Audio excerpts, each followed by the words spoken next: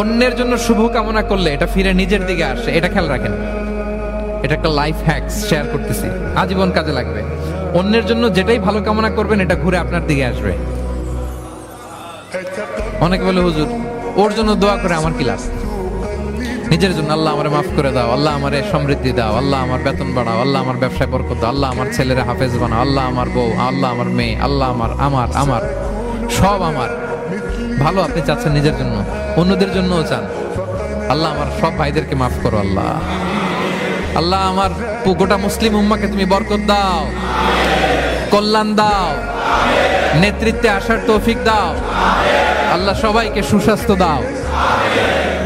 এটা ফিরে আপনার দিকে আসবে। অন্যের জন্য শুভকামনা বহুগুণ বৃদ্ধি হয়ে নিজের দিকে রিটার্ন করে। বিষ্ণু সাল্লাল্লাহু এটাই বলেছেন, মা মিন আবদিন মুসলিমিন ইয়াদউ লিআখিহি বিযাহরিল গায়বি ইল্লা ক্বালা লাহুল মালাকু ওয়া লাকা বিমিসলিন। কেউ যদি তার ভাইয়ের অনুপস্থিতি তার ভাইয়ের জন্য দোয়া করে, ফেরেশতারা ওই দোয়াটা তার জন্য